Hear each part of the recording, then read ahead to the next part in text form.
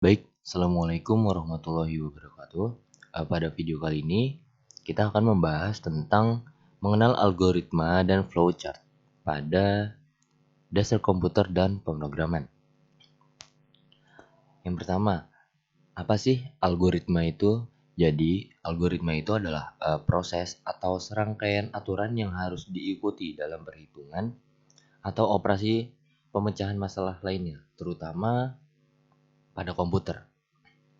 Kemudian, algoritma sendiri juga itu merupakan urutan langkah logis yang digunakan untuk menyelesaikan suatu masalah. Singkatnya, sebuah masalah harus diselesaikan dengan beberapa langkah yang logis. Misalkan teman-teman mau ke kampus, terus secara logisnya teman-teman itu kan pasti naik kendaraan dan melewati jalan raya kan. Nah, contoh singkatnya seperti itu. Kemudian ada flowchart. Pada flowchart ini adalah urutan proses kegiatan yang digambarkan dalam bentuk simbol. Kemudian flowchart itu merupakan bagan alir dan juga didefinisikan sebagai diagram yang menyatakan aliran proses dengan menggunakan anotasi-anotasi semisal persegi, panah, oval, wajik, dan lain-lain. Flowchart adalah penggambaran secara grafik dari langkah-langkah dan urutan prosedur dari suatu program. Flowchart menolong analis dan programmer untuk memecahkan masalah ke dalam segmen-segmen yang lebih kecil dan menolong dalam menganalisis alternatif lain dalam pengoperasian. Kemudian dalam perancangan flowchart tidak ada rumus atau ketentuan yang bersifat mutlak. Jadi teman-teman di sini bebas buat flowchartnya bagaimana, yang penting logikanya itu sejalan gitu untuk menemukan hasil yang diinginkan. Contohnya, misalkan teman-teman ingin membuat kopi misal. Teman-teman mulainya harus dari mana gitu. Yang pertama tentunya harus punya kopinya dulu. Kemudian siapkan gelas. Habis siapkan gelas, masak air, ya kan? Masak air, terus kopinya tuang ke gelas atau diambil pakai sendok teh gitu kan.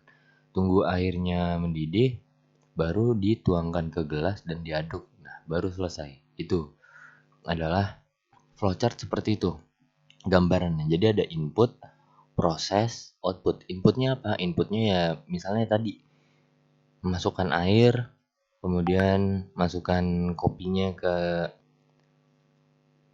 gelas sesuai dengan sendok teh.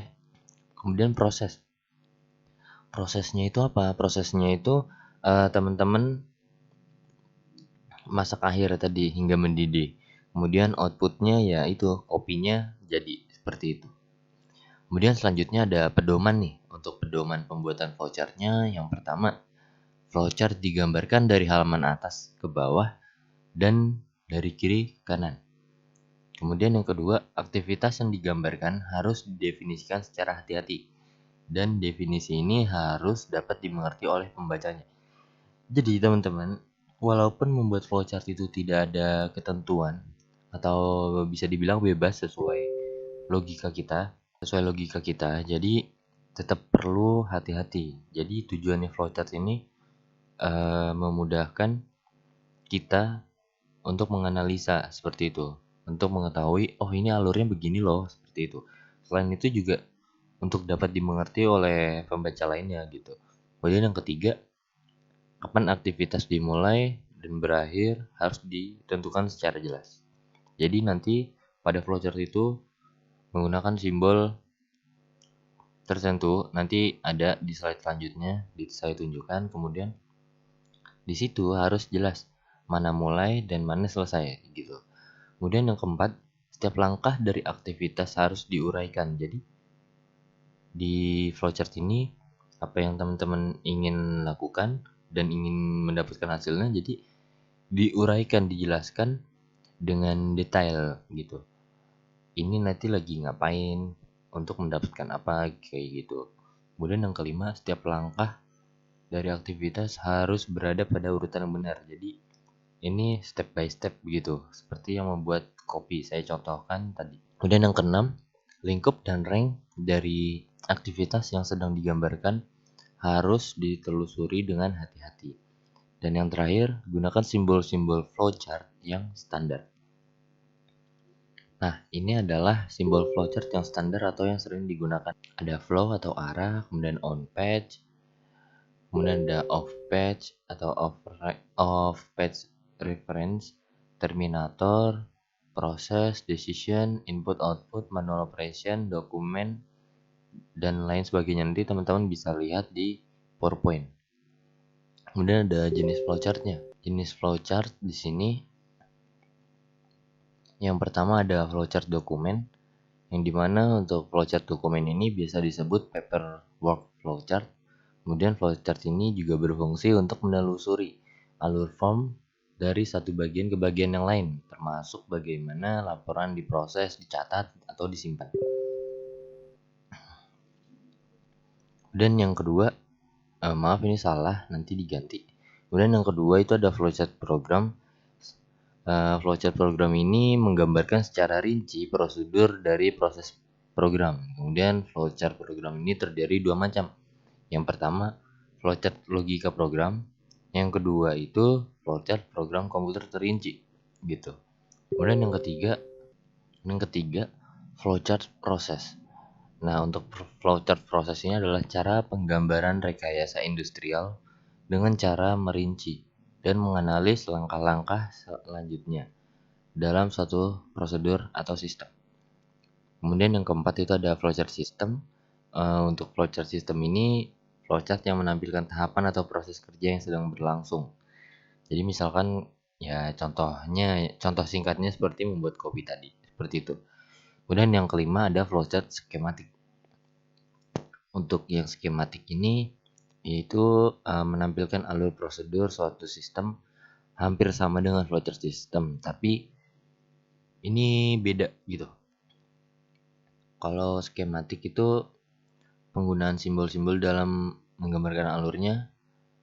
Selain simbol juga skematik juga menggunakan gambar-gambar komputer secara peralatan lainnya untuk mempermudah atau membaca flowchart seperti itu untuk orang awam.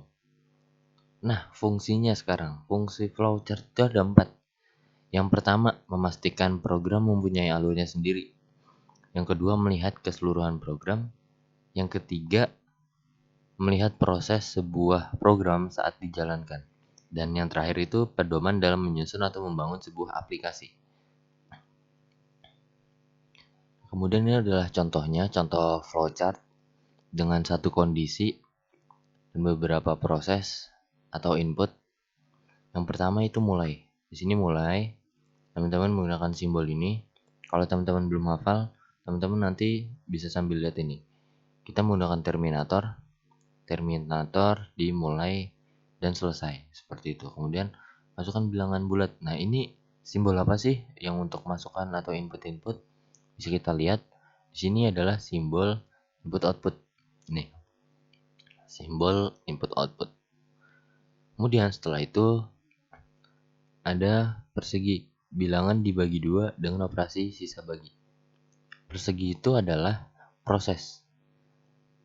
Nah, kemudian masuk ke kondisi. Di sini sisa bagi sama dengan 0.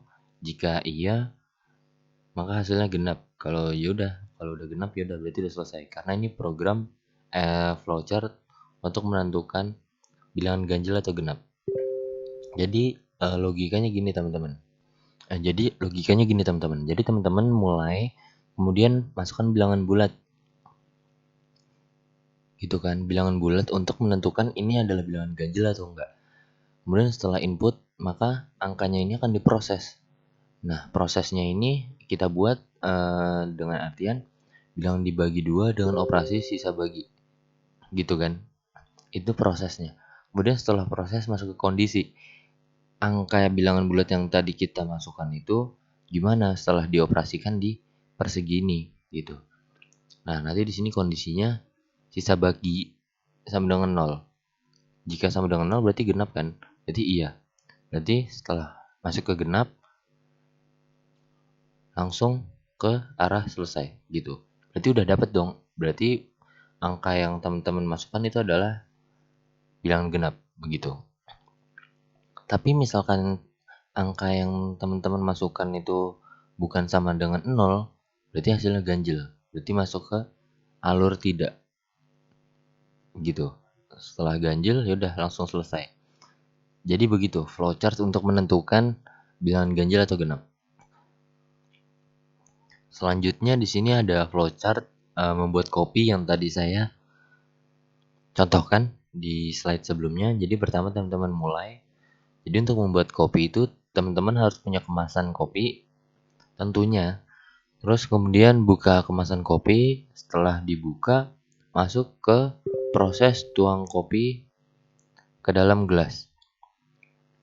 Kemudian setelah itu masuk ke proses input, panaskan air hingga mendidih.